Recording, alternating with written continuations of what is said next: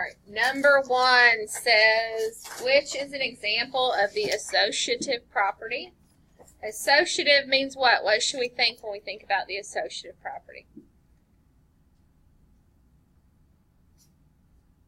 All right, so do you remember we've talked about how Walmart associates work with different groups of people? And sometimes you go in and sometimes the person would work with the other people at the cashier, at the registers, and then some days they would switch their groups and go work with people back in lawn and gardens. So we are looking for a group or a set of numbers where the groups have changed. Here, what is this an example of? The additive identity property. This one is an example of commutative because we've changed the order. This 982, 982, the order's the same. What's changed? Here the groups have changed. Here the 9 and the 8 are together, and here the 8 and the 2 are together. So this is the associative property. This is an example of the distributive property. So the only one that makes sense is C.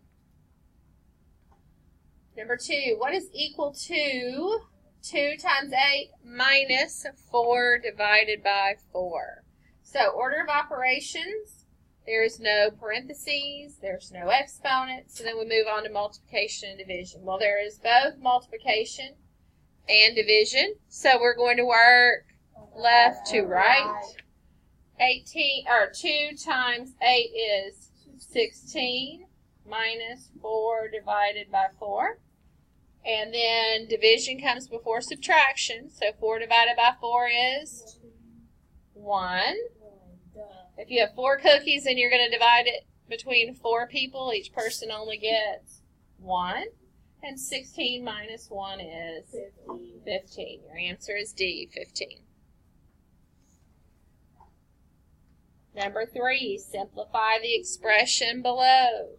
14x minus 2y plus 7y minus 3y plus a negative 3x. So let's look at our x's first. This is a positive 14x. Plus 7 more x's, we are at 21x. And then here we've got to take away 3 x's. So 21 minus 3 is 18x. I have a negative 2y and a negative 3y. Add those together and you have negative 5y's. Your answer is D. All right, any questions on those first 3? Okay. 4, an electrician charges customers $52 per hour plus an additional $11 for travel each way. If H represents the number of hours worked, which of the following equations could be used to calculate the electrician's total charge, C? So let's think about it. It's $52 per hour. So what's that going to look like? 52 times H, because we don't know how many hours, so I'm already going to think about that, plus an additional $11 each way. How many times is he going to get paid $11? 2. He gets $11 for going there.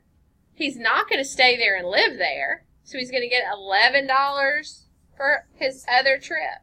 So we know it's 11 times 2. All of this has to equal the cost. Let's see if we can find one that looks like that to us. Which one do you think, Mallory? I think I chose A, but I don't think that's right. So I think that could be right. 52 times H. 52 times H. And then what is 11 times 2? 22. So that, to me, looks like that. Are we going to say 52 times 11 times the hours? That'd be a whole lot. That's a mess. Because we're adding. And then here we're multiplying that. So it can't be that one. 52 times 2. Well, they didn't tell us that 52 times 2 hours. So it can't be that one. And 52 times 11?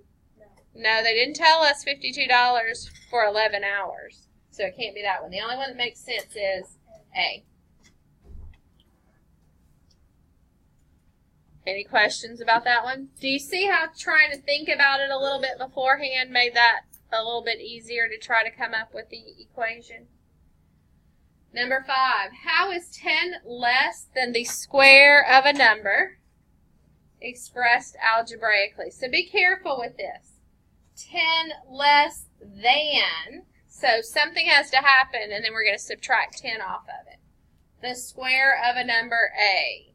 So which one is the only one that makes sense? We're squaring A and subtracting 10. A. A is the only one that makes sense. This is literally 10 less than the square of a number A. A squared minus 10. This would be A squared less than 10. That's not what it said. This is multiplying 2 times A. Nothing is squared here. I don't have an exponent 2 there at all. And I don't have an exponent 2 there at all. So I know it can't be either of those. So then you just have to really pay attention to what the order is. And it's 10 less than something else. All right. Which symbol can be placed in the box? Okay, we go from number 5 to number 7. I have no idea what happened. 6 is missing. I'm not sure what happened. Someone in first block said, I know. I don't know what happened to this study guide. It's not the one I used last year. I couldn't find the one I used last year. The one I used last year is the one that the video was on. And everyone was watching it today, and they're like, Miss Miller, this doesn't match. And I'm like, and so I couldn't find my study guide, so I asked one of the other 7th grade teachers, and this is the one they sent me that they used last year. So, all right, so we go to number 7. Someone asked me in first block, are we going to have a number 6 on the test? Yes.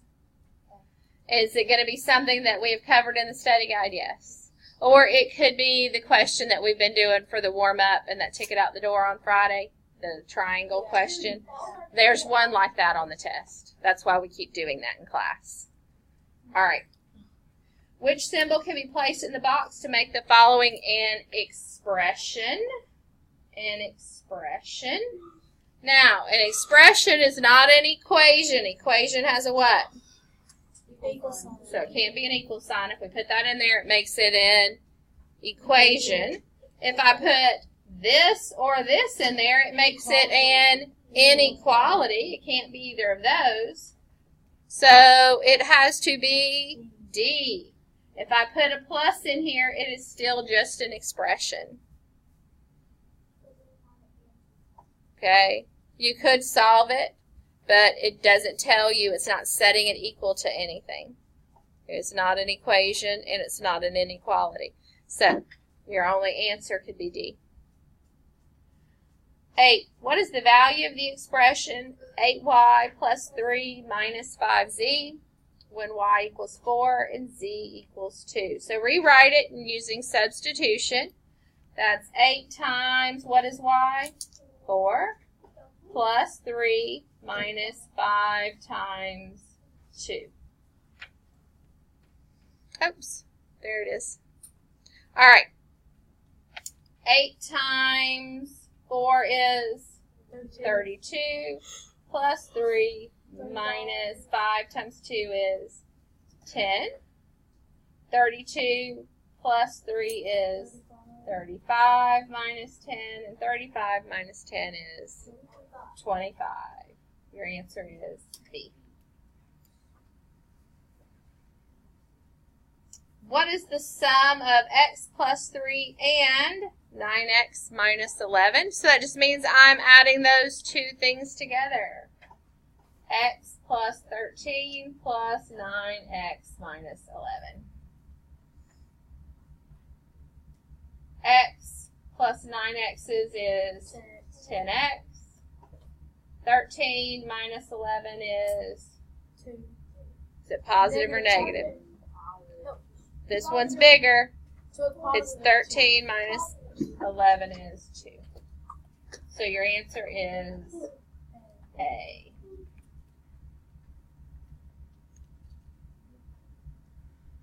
Number 10, what is the solution to n divided by 2 minus 4 is greater than 10? So let's work that problem right over here. N divided by 2 minus 4 is greater than 10. First thing I need to do is add 4 to both sides. N divided by 2 is greater than 14. What is the inverse of dividing by 2? Multiplying by 2. And you are left with n is greater than 28. N is greater than 28. When I looked at that, I intuitively had a different answer. What do you think the answer I thought it was? When I see this 14 and this 2 and division, I intuitively, my mind went straight to the answer is going to be A. Anybody else do that? Yeah, sometimes we just do that and we have to make sure that we remember and go back and think, well, I'm dividing a number by 2 and getting a 14, so that has to be a number bigger than 14. So make sure that you're working problems out. All right, any questions on this front page? All right. Write a verbal expression for 2x plus 10. So we could say 10 more than 2 times x. That's just one example. There are a ton of different ways you can put that, as long as you know that you are multiplying here and then adding there. Simplify the following. 5 times 2x minus 3 minus 4 times negative 2x plus 1. All right, so we've got to distribute and then combine like terms. 5 times 2x is 10x. 5 times negative 3 is negative 15. Negative 4 times negative 2x is positive 8x. Negative 4 times a positive 1 is negative 4. If you did that right, that's a big step. You had to make sure that you distributed correctly. A negative times a negative is a positive, and a negative times a positive is a negative. 13. Do you all not have that one? You do? Okay. I thought they were messed up again. Okay. 10x's plus 8x's is 18x. Negative 15 and negative 4 is negative 19.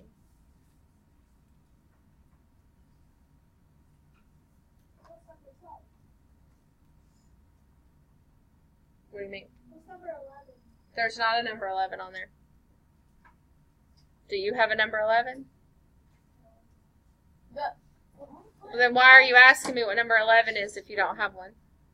why did I have that? I don't know. I already explained that over here on this page. I have no idea why this is such a mess. I didn't make it. Thought we'd already talked about that. Okay, but just Graph the following inequality on the number line provided. All we're doing is graphing x is greater than 5. So at number 5, is it an open circle or a closed circle? Open, because it does not include 5, and it goes in the greater than direction. If you draw one that is hovering above the number line, it would be wrong. Although we're taking this one on Edulastic. This test is going to be online. So here's the good news. I've decided to put it off till Thursday because First Block asked if we could put it off till Thursday. And I'm fine with that. Tomorrow. Okay. 15. Write a simplified expression to show the perimeter of the rectangle. So this is kind of like that triangle problem, right? So to find the perimeter, we just add up all the sides. 5 minus x, 2 plus c. Add them all up. 5 minus x plus 5 minus x plus 2 plus c plus 2 plus c. Now, we don't know what the perimeter is, so we can't solve for x, but we can come up with a simplified expression. All right, let's look at the constants first. I have a 5 plus another 5. We are at 10 plus 2 is 12 plus 2 is 14. So our constant is 14. We have a negative x and a negative x. So how many negative x's do we have? 2. Negative 2x. And then we have a c and a c. How many positive c's do we have? Plus 2c. Can I combine any further? Nope, that's your answer. All right, then after this, in your Google Classroom, there is a video to watch for number 16. In the video, it's called number 15, but it's the exact same question. So you can watch that either in projects, or I'll give you a few minutes to watch that part tomorrow in class if you don't get to it. And then I'll drop this in Google Classroom in case you want to watch it again.